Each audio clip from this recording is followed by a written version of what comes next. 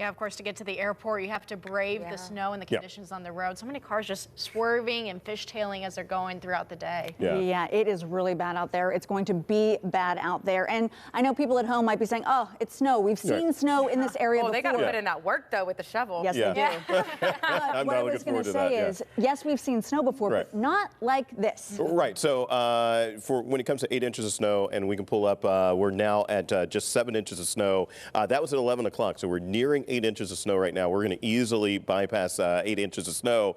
When we get to 8 inches, we do that every 4.5 years. When it comes to 12 inches of snow or more in a single day, we do that once every 15 years. And we do have a solid chance to maybe even hit 12 inches of snow. It's not a guarantee at this point, but we do have a possibility of doing just that. Consistent snow falls through the evening hours. Roads already are snow covered, man. Make sure if you don't have to absolutely be out and about on these roads, just stay home. And I think that we're seeing a lot of evidence and a lot of folks are doing just that. We know not everyone has that luxury to stay at home, but if you do, please do stay at home. No need for you to be out on those area roads right now. Blowing snow, low visibility is going to just kind of keep the snow around, including the cold temperatures, for quite some time.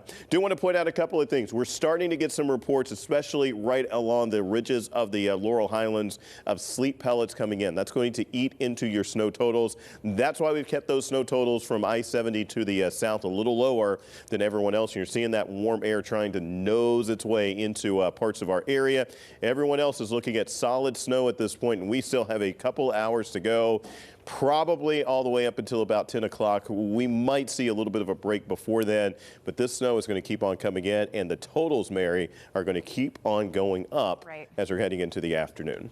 You know, we've seen about 9 inches of snow for a lot of areas, and we were just looking at that at 11 o'clock. And with the steady snow, we're inching closer to that foot. So we will get there. There's also a problem for places in Uniontown where we're seeing that freezing rain. So very icy plus very windy. So a lot of people there worried about power outages. And then we have those freezing temperatures coming our way, and it's going to feel absolutely brutal if you're going out the next couple of days to try to clean things up. A lot of areas already remote learning for tomorrow, probably the same thing on Tuesday. So 14 degrees, easterly winds at about 10 miles per hour, reduced visibility down to 1/4 of a mile for many areas. It's going to be tough to see. Here's that slither of warm air moving in, and again, that's going to cause that sleet, some freezing rain, icy conditions, but the rest of us, heavy, steady snow. That lasts all the way until 9 o'clock, also into the ridges until about 2 o'clock in the morning. So those areas are still seeing additional snowfall, even though that sleet and freezing rain will take it down just a bit.